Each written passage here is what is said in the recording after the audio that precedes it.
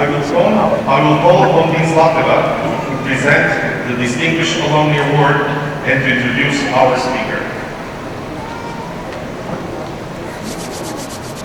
At this time, I am proud to present Ralph H. Groce, the third as the 2017 Metropolitan College Commencement speaker and recipient of the Distinguished Alumni Award honoring service to the alma mater. Ralph has a rich history with Boston University. As an undergraduate in the early 80s, he was on the men's basketball team, for which he earned a varsity level. He received his bachelor's degree from Boston University Western School of Business in 1982, and then went on to earn a Master of Global Affairs from Metropolitan College in 1984. That's just 2 years apart, and lots of work. Over the course of his distinguished 20-year career in global investment banking and financial services, Ralph has worked at many of the world's most prominent financial institutions. Today, he is Chief Information Officer and Senior Vice President at Everest Global Services. And he gives his forward-thinking vision and welcome spirit of innovation to that institution to revolutionize the way the firm does business through technology. An intense professional life did not prevent Ralph from helping others to receive an education and to strive for success. He joined the advisory board of Metropolitan College and recently endowed a scholarship to support undergraduate students for completing their degrees. Through everything Ralph does, finance, information technology, sports, art collection, philanthropy, one constant shines through. His very personal way to bring excitement, energy, and change for the better. Thank you, Ralph, for your continued engagement with and commitment to your alma mater. Please come forward to receive your award.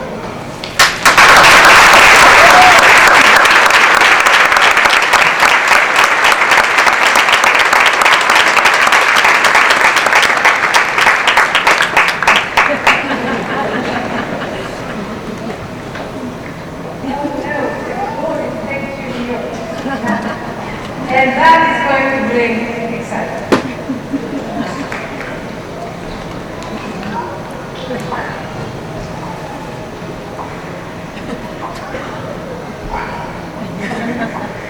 You guys are amazing. Class of 2017. Give yourself a hand.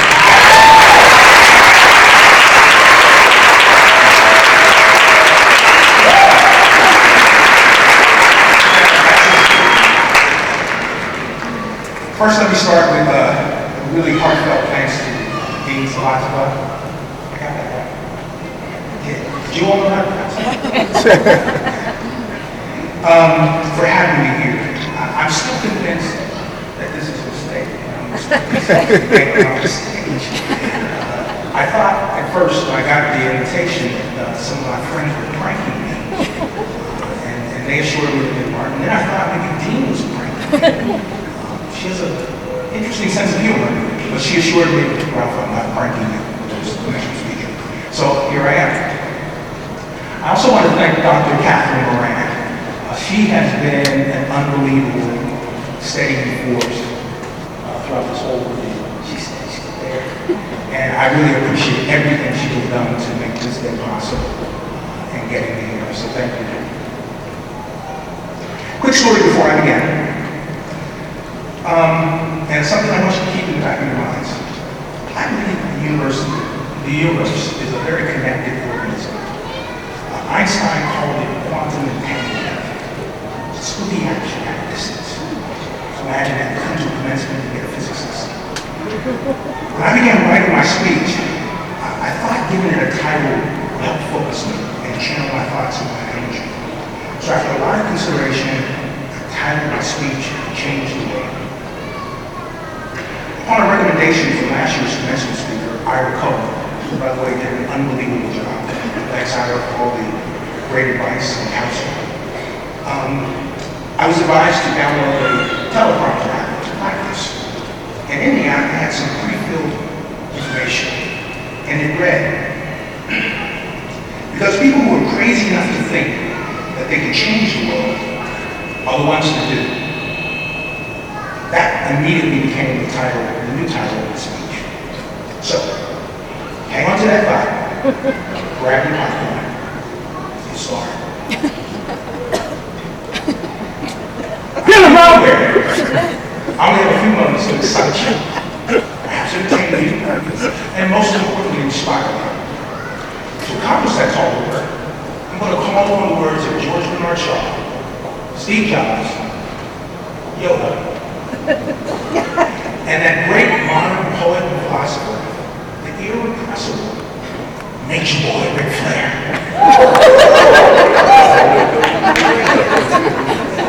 I am certain these four have never been mentioned together in the same breath. Any known conceptual framework, which means I clearly haven't worked it out for you. All right. So, you guys ready? Yeah. All right. I think some people are ready. Yellow!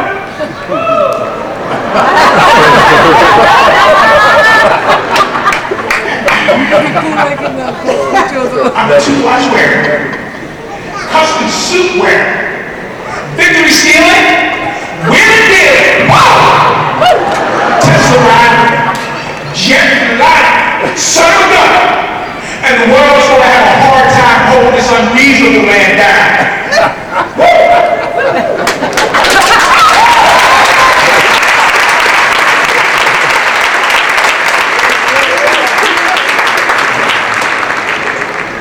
See a few people a little more awake now.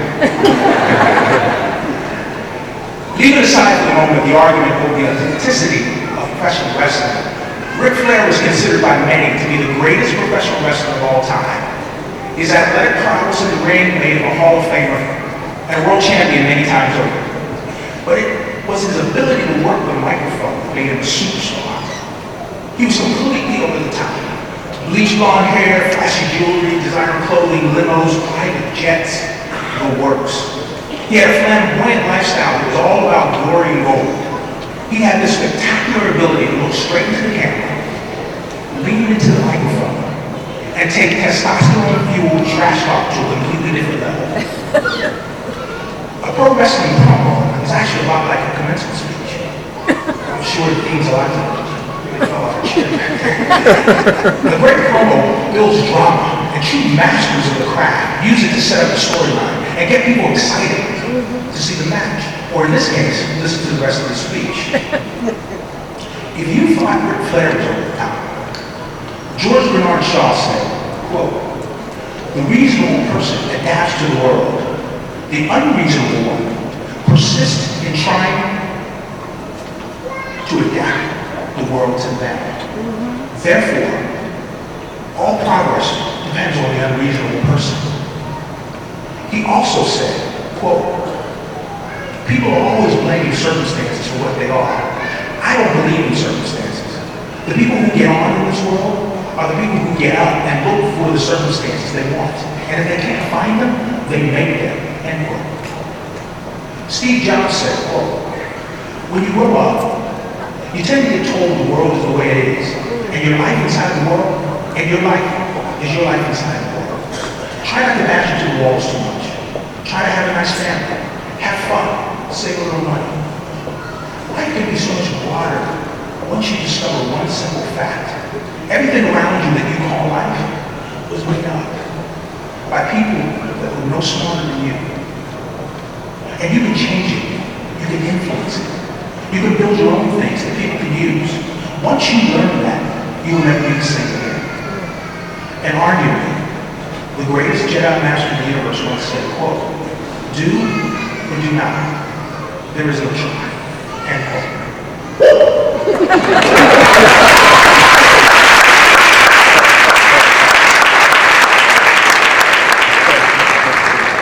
If I didn't know better, that all sounds like some amazing, let's get it on trash talk by some of the most influential real and imagined thinkers that have ever lived. However, the thing that makes what you're hearing today truly unique is I'm asking you to consider it all in concert as part of a mind-altering worldview that will permanently imprint on you both the power and the requisite responsibility to change the world. Every graduating class faces interesting, extraordinary, and in some cases, unique challenges. That said, what makes this moment in time so exceptional is the deep and intractable divide that seems to be defining our existence, not just in this country, but across the planet.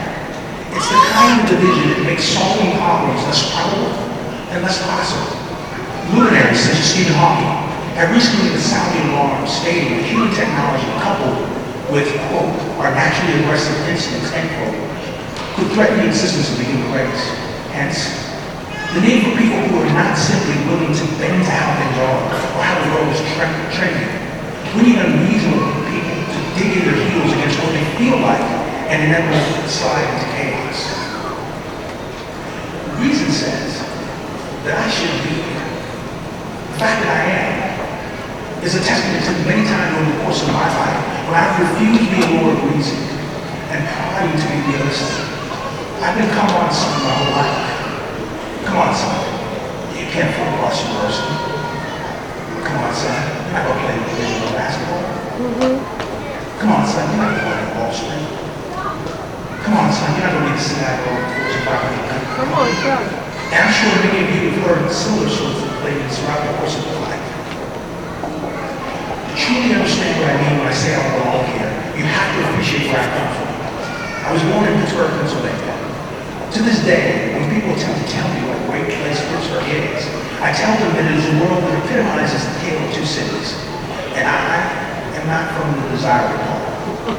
As you probably guessed, I am the son of completely unreasonable parents who were totally disinterested in my best and would only accept from me the best. The severe penalties for failure have been to quickly discern the difference between the two concepts. My late father worked for USC for over 40 years and spent a significant part of his career shoveling crushed coal into a furnace that he once described to me as the gates of hell. He often did something called doubling out, where he would work for 16-hour stretches, all to support his family, my parents, along with 4 children living in a 900 square foot home. I grew up bullied, something of an outcast, with an inability to fit in anywhere with most anyone. Moreover, I've grown up in a world where someone like me is 1,000 times more likely to go to prison than to graduate from a 4-year college. My circumstances were often wrongfully declared that I was never going to get out of Pittsburgh or attend a place like Boston University. I was never going to play divisional basketball for a Hall of Fame coach. I was never going to graduate with a degree from high school or complete my graduate degree in math or earn my MBA. I never did anything. Instead, I've done what any unreasonable person would do. I doubled down on my dreams and aspirations. And by your presence here today, I'd say I'm in the company of a group that clearly understands how unreasonable you must be at times to accomplish your goals. Speaking of accomplishing goals, what you all have done is simply outstanding. Your achievement will serve you well in ways that you cannot imagine sitting here today. And while your degrees will prove to be incredibly beneficial, I'm here to tell you that the degree alone is simply not enough. I'm not in any way attempting to diminish the value of your extraordinary accomplishment or the glory of this momentous day. I have 2 degrees from Boston University myself, and I thoroughly enjoyed every moment of the time that I spent here. However, aside from the many courses and countless hours spent studying in the library and at the Student Union, what I really learned during those transformative years and in the time since is that winning has less to do with your credentials and experience and everything to do with your ability to figure it out. Understand this. I have never had a job for which I was traditionally qualified. What I mean by that is I have never ever had a job that I either had experience doing or that I matched the state qualifications. The ability to figure things out is especially important now because many of the jobs that some of you will have haven't been invented. And some of the jobs that many of you spent your college careers preparing for may not soon exist. That is in part due to the fact that people like me and people like you, the world over, are leveraging technology to do things and create things that were not even possible just a few short years ago. If you have not done so, I strongly encourage you to watch the YouTube video entitled "Humans Need Not Apply." The video is a must-see. It chronicles the impact of technological changes that are rapidly and comprehensively redefining the very concept of work. What I'm suggesting to you is that your career is going to be defined by your creativity, your resiliency, your emotional intelligence, your curiosity, and your ability to reinvent yourself over and over and over again. So, when peers said to me that I couldn't move from retail store management to banking, or from commercial banking to investment banking, or that it was crazy to walk away from my great investment banking job to start my own company, which, by the way, failed. And to this day, I call it the best experience of my life. I did what any unreasonable person would do. I ignored them. And you should have heard all the people who said that I couldn't make a successful transition to sales and marketing, and the chorus of doubters who scoffed at my decision to move into technology. Had I been thinking reasonably, I've never done any of those things.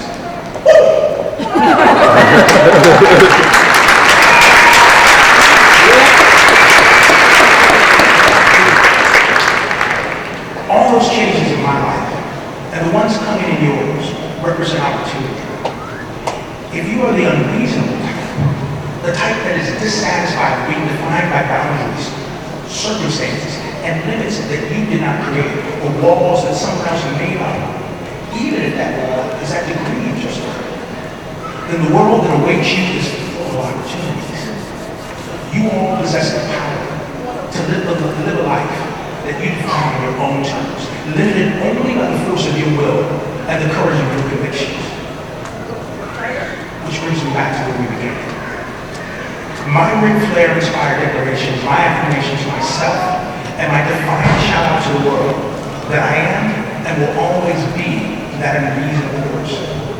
I made a conscious choice to speak up and speak out, to stand up and act out, even when reason and logic suggest a different, easier, and less painful path. I chose not to be a victim of circumstance or even defined by circumstance. I choose them, or better still, I create them. And I encourage you to do the same. So, take one last look around and remember that all of this was made up by people who are no smarter than you. Every institution, every company, every social construct was imagined by someone just like you. Once you realize that, once you embrace that fact, you unlock your potential to create companies and objects and ideas that will change the world. The only limits are those that you place upon yourself. This then is a call to action. A call to take the road less traveled. A challenge to be better than good. To color outside of the lines. Bang into walls. Bang against perceived boundaries. Bang into perceived limits. Those of others, and most importantly, your own. Whatever you do, please do not simply adapt to the world around you. Think unreasonably. Do the unreasonable. Stand firm in your greatness. Your family needs your unreasonable best. Your communities need your unreasonable force. Your country needs your unreasonable might.